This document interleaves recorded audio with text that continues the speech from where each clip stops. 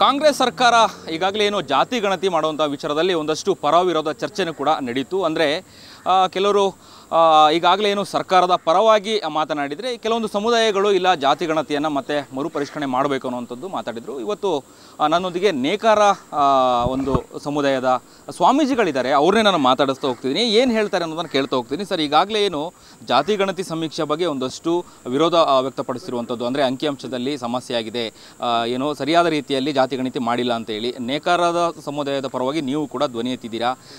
ಏನು ಹೇಳ್ತೀರಾ ಅಂತ? ಪಕ್ಷ ಸರ್ಕಾರದ ವಿರುದ್ಧ ನಮ್ಮ ಮಾತಿಲ್ಲ. ಈಗಾಗಲೇ ಸರ್ಕಾರ ಎಲ್ಲ ಜನರಿಗೂ ಕೂಡ ಸಾಮಾಜಿಕ ನ್ಯಾಯವನ್ನು ತಂದು ಕೊಡುವುದಕ್ಕೋಸ್ಕರವಾಗಿ ಸಮೀಕ್ಷೆಯನ್ನು ಮಾಡಿದಾರಲ್ಲ, ಆ ಸಮೀಕ್ಷೆಯಲ್ಲಿ ನಮ್ಮ ನೇಕಾರ ಜನಾಂಗದ ಸರಿಯಾದ ಪ್ರಾತಿನಿಧ್ಯ ಕಂಡು ಬಂದಿಲ್ಲ. ಅದಕ್ಕೆ ವಾಸ್ತವಿಕ ಆಗಿರಲಿಕ್ಕಿಲ್ಲ ಅಂತಕ್ಕಂಥ ಅಥವಾ ವಾಸ್ತವಿಕವಾಗಿರ್ತಕ್ಕಂಥ ನೈಜವಾಗಿರುವ ಸಮೀಕ್ಷೆಯನ್ನು ಮಾಡಬೇಕಂತ ನಮ್ಮ ಒತ್ತಾಯ. ಅಂದರೆ ಎಷ್ಟು ಜನಸಂಖ್ಯೆ ಇದೆ ಅಂತ ಹೇಳಿ ನೀವು ಅಂದಾಜು ಲೆಕ್ಕ ನಿಮಗೇನಾದ್ರು ಲೆಕ್ಕ ಇದೆಯಾ, ಅಥವಾ ನಿಮ್ಮ ಸಮುದಾಯರು ಏನಾದರೂ ಸಮೀಕ್ಷೆ ಮಾಡಿದ್ದೀರಾ ನೇಕಾರ ಸಮುದಾಯದವರು ಎಷ್ಟು ಜನ ಇದ್ದಾರೆ ಅಂತ ಹೇಳಿ? ನಾವೆಲ್ಲ ಶ್ರಮ ಸಂಸ್ಕೃತಿಯ ಜನಾಂಗ, ದುಡಿದು ಉಣ್ಣೋರು, ರಾಜಕೀಯ ಪ್ರಜ್ಞೆ ಇಲ್ಲದೆ ಇರತಕ್ಕಂಥವ್ರು, ಶೈಕ್ಷಣಿಕವಾಗಿ ಅತ್ಯಂತ ಹೀನಾಯ ಸ್ಥಿತಿಯಲ್ಲಿ ಇರ್ತಕ್ಕಂಥವ್ರು. ಅದಕ್ಕೋಸ್ಕರವಾಗಿ ಇವೆಲ್ಲ ನೀವು ಕೇಳ್ತಕ್ಕಂಥ ವಿಚಾರಗಳು ನಮ್ಮ ಜನಾಂಗಕ್ಕೆ ಇಲ್ಲ.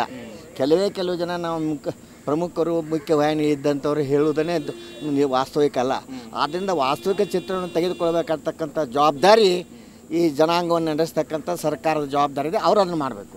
ಮರುಪರಿಶೀಲನೆ ಮಾಡಬೇಕಾ ಅಥವಾ ಹೇಗೆ ಏನು ಅಂತ ಹೇಳ್ತೀರಾ? ಅದರರ್ಥ ಮರುಪರಿಶೀಲನೆ ಆಗಬೇಕು, ಮರು ಸಮೀಕ್ಷೆ ಆಗಬೇಕು. ಓಕೆ, ಮರು ಸಮೀಕ್ಷೆ ಆಗಬೇಕು ಅಂತ. ಹೌದು.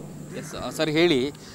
ಬಹಳ ಮುಖ್ಯವಾಗಿ ನೇಕಾರ ಸಮುದಾಯದ ಪರವಾಗಿ ಎಲ್ಲ ಒಂದು ಈಗ ಕೂಗು ಕೇಳಿಬರ್ತಿರೋದು ಏನಂತಂದರೆ, ಸಮೀಕ್ಷೆ ಜಾತಿ ಗಣತಿಯಲ್ಲಿ ಸಮೀಕ್ಷೆ ಸರಿಯಾದ ರೀತಿಯಲ್ಲಿ ಆಗಿಲ್ಲ ಅನ್ನುವಂಥದ್ದು. ಅದೇ ರೀತಿಯಲ್ಲಿ ನೀವು ಕೂಡ ಧ್ವನಿ ಎತ್ತಿದ್ದೀರಾ ನೇಕಾರರ ಪರವಾಗಿ.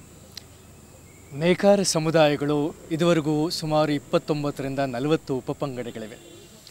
ಅವುಗಳ ಸಂಖ್ಯೆ ನಮ್ಮ ಪ್ರಕಾರ ನಮ್ಮೆಲ್ಲರ ಪದಾಧಿಕಾರಿಗಳು ನೇಕಾರ ಸಮುದಾಯಗಳು ಒಗ್ಗಟ್ಟಾಗಿ ಸೇರಿದಾಗ ಬಹಳಷ್ಟು ಸಂಖ್ಯೆಯಲ್ಲಿದೆ.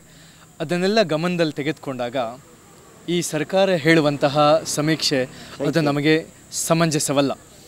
ಗುರುಗಳು ಹೇಳಿದ ಹಾಗೆ ಎಲ್ಲ ನೇಕಾರ ಸಮುದಾಯದವರು ಅತ್ಯಂತ ಕಡು ಬಡವರಿದ್ದಾರೆ, ಬಹಳ ಮೂಲೆಗಳಿದ್ದಾರೆ. ಅವ್ರಿಗೋಸ್ಕರ ನಾವು ಧ್ವನಿ ಎತ್ತಕ್ಕಂಥದ್ದು ನ್ಯಾಯಯುತವಾದಂತಹ ಸಮೀಕ್ಷೆ ಆಗಬೇಕು.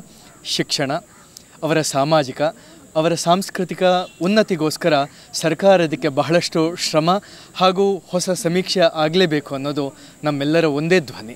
ನೇಕಾರ ಸಮುದಾಯದ ಕಾರ್ಯದರ್ಶಿಯವರು ನನ್ನೊಂದಿಗಿದ್ದಾರೆ, ಅವ್ರನ್ನ ನಾನೀಗ ಮಾತಾಡಿಸ್ತಾ ಹೋಗ್ತಿದ್ದೀನಿ.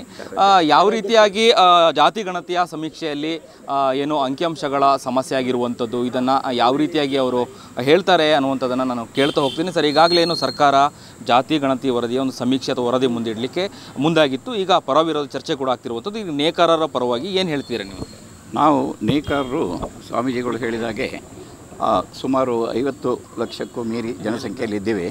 ಆದರೆ ಈಗ ಪ್ರಕಟಗೊಂಡ ಅಥವಾ ನಮಗೆ ಲಭ್ಯ ಮಾಹಿತಿಯ ಪ್ರಕಾರ ಕೇವಲ 10 ಲಕ್ಷದ ಒಳಗೆ ತೋರಿಸಿದ್ದಾರೆ. ಅದು ತುಂಬ ಸಂಕಟ ತರುವಂಥ ವಿಷಯ. ಒಂದು. ಎರಡನೇದು, ನಾವು ಹೆಚ್ಚಿಗೆ ಯಾವುದೇ ವಿಷಯಗಳನ್ನು ಸರ್ಕಾರ ವಿರೋಧವಾಗಿ ನಾವು ಮಾತಾಡೋದಿಲ್ಲ. ಆದರೆ ನಾವು 28 ಅಥವಾ 29 ಉಪ ಪಂಗಡ ಏನಿದೆ ನೇಕಾರರಲ್ಲಿ, ಅವರ ಸಂಖ್ಯಾಬಲವನ್ನು ಪ್ರತ್ಯೇಕವಾಗಿ ಗುರುತಿಸಿ ಒಟ್ಟಾರೆ ನೇಕಾರ ಅಂತ ಹೇಳಿ ಒಟ್ಟು ಸಂಖ್ಯೆಯನ್ನು ಪರಿಗಣಿಸಿ ನೇಕಾರರಿಗೆ ಎಲ್ಲ ಸೌಲಭ್ಯಗಳನ್ನು ಒದಗಿಸಿಕೊಡಬೇಕು ಅಂತ ನಾವು ಸರ್ಕಾರವನ್ನು ಒತ್ತಾಯಪಡಿಸ್ತೀವಿ. ಅದೇ ರೀತಿಯಲ್ಲಿ ಮರು ಸಮೀಕ್ಷೆಯನ್ನು ನಡೆಸಿ ನಮಗೆ ಉಂಟಾದಂತಹ ಲೋಪದೋಷಗಳನ್ನು ಸರಿಪಡಿಸಬೇಕು ಅಂತ ನಾವು ಸರ್ಕಾರದಲ್ಲಿ ವಿನಮ್ರತೆಯಿಂದ ಕೇಳ್ಕೊಳ್ತೀವಿ. ಅಂದರೆ ಇನ್ನೊಂದ್ಸಲ ಮರುಪರಿಷ್ಕರಣೆ ಆಗಬೇಕು ಅಂತ ಬೇರೆ ವಿಷಯಗಳಲ್ಲಿ ಆಗಬೇಕು. ನಮಗೆ ಆರ್ಥಿಕ, ಶೈಕ್ಷಣಿಕ, ಸಾಮಾಜಿಕ ಮತ್ತು ರಾಜಕೀಯ ಪ್ರಾತಿನಿಧ್ಯ ಎಲ್ಲವೂ ಬೇಕಾಗಿದೆ. ನಾವು ನಮ್ಮ 5-6 ನಮ್ಮ ಗುರುಪೀಠಗಳಿದೆ, ಅವರ ನೇತೃತ್ವದಲ್ಲಿ, ಅವರ ಮಾರ್ಗದರ್ಶನದಲ್ಲಿ ಸಮಾಜವನ್ನು ಮುನ್ನಡೆಯಲ್ಲಿ ಒಯ್ಯಬೇಕು ಅನ್ನುವಂಥದ್ದು ನಮ್ಮ ಉದ್ದೇಶ. ಒಕ್ಕೂಟ ಆ ದಿಶೆಯಲ್ಲಿ ಪರಿಶ್ರಮವನ್ನು ವಹಿಸ್ತಾ ಇದೆ.